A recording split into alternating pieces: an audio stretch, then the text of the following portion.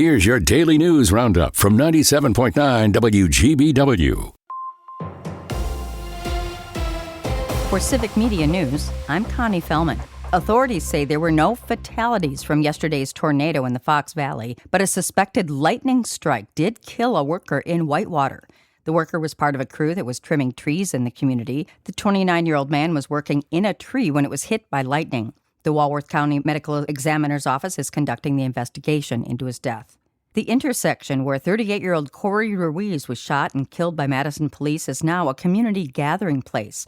Community members mourning his death have filled the area with flowers, candles, handwritten notes, and art in his memory. Ruiz has a lengthy list of misdemeanor convictions and long struggled with homelessness and mental health issues before he was shot and killed by one of 4 officers attempting to detain him while he was carrying a knife. The Wisconsin Department of Justice Division of Criminal Investigation is looking into his death as a homicide. Meanwhile, Madison city leaders are dealing with neighborhood concerns around the makeshift memorial site. District 6 Alder Davey Mayer says he has received more than 100 complaints from residents since the intersection where the shooting occurred has been closed. City services such as trash collection have been affected. Mayer says city leaders are trying to work out a solution to the problem. Wisconsin health officials report more than 100 cases of cyclospora amid the growing national outbreak of the parasitic infection. Most of the 105 cases in the state have been linked to international travel. 4 more states have been linked to the outbreak. The Washington Post reports the CDC is now connecting cases from Illinois,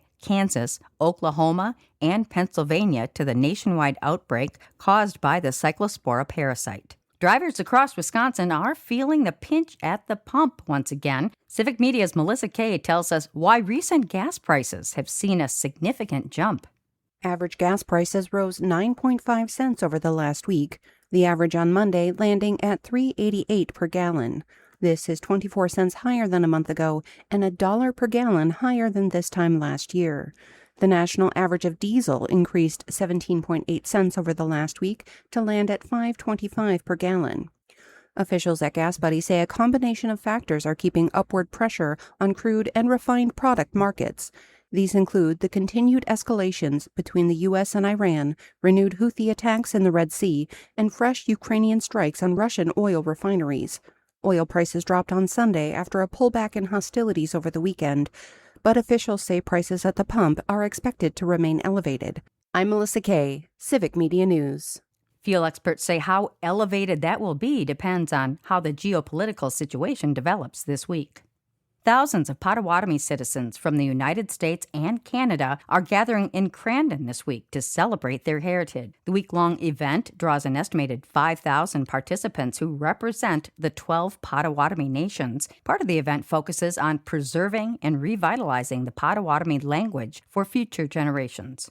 The National Weather Service has updated the severity of the tornado that hit northeast Wisconsin this week to a preliminary EF3 level. That includes wind speeds up to 140 miles per hour.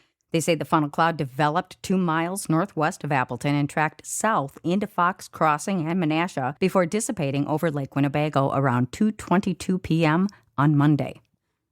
The National Weather Service has updated the severity of the tornado that hit northeast Wisconsin this week to a preliminary EF3 level. That includes wind speeds up to 140 miles per hour.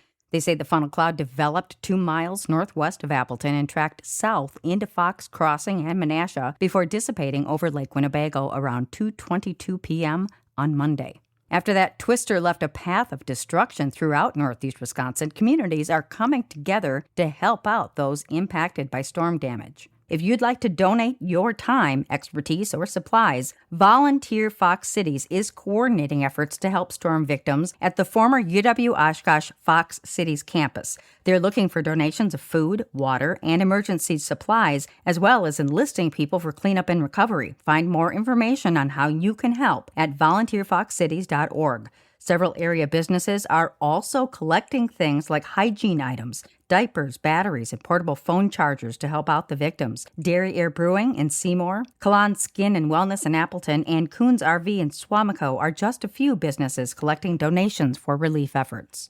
The Wisconsin Department of Natural Resources is warning pet owners to be extra careful after a hunting dog was killed by wolves over the weekend in the western part of our state. Here's Civic Media's James Kelly. According to agency officials, the U.S. Department of Agriculture Wildlife Services confirmed wolves were responsible for killing a hunting dog in the town of Wilson on Saturday. The DNR is reminding dog owners to exercise caution in wolf-occupied areas and that those conflicts are more common during bear training and hunting season. I'm James Kelly for Civic Media News. You can find more information on wolf depredation on the DNR's website. And that's your state news update. I'm Connie Fellman for Civic Media News. It's the Brewers and the Giants today. Hi, I'm Mike Clemens with sports. The Brewers in Game 3 of their series in San Francisco. Their crew winning last night 8-2 over the Giants. The Brewers' Jake Bauers with a fractured big toe after hitting a foul ball off his right foot Monday night. So I guess felt the ball off it, couldn't really move, got an x-ray, showed a fracture line. At the time, they weren't sure if it was old or new. Got an MRI and a CT scan this morning, and the doctors came back and said that it was probably old and was already there. Bauers now listed as day-to-day. NFL, Packers training camp underway with practice in helmets and shorts for the first few days. In Pittsburgh, Aaron Rodgers is back with Mike McCarthy and was asked if this is his final season in the NFL. Yeah, this is it.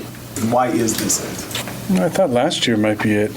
And then Mike got hired and I talked to the wife and she said, you can do one more year. That's Steelers quarterback Aaron Rodgers with Sports on Mike Clemens. It is going to be mostly sunny today with a high in the low to mid 80s here this afternoon. Tonight, partly cloudy. We're going to drop to 65 for a low. Tomorrow, sunny and warmer with a high in the upper 80s to near 90. I'm meteorologist Sean Cable. That's your Green Bay News Roundup from 97.9 WGBW. Subscribe to this podcast on Spotify, Apple, or wherever you get your podcasts. And find more news anytime at WGBW.FM.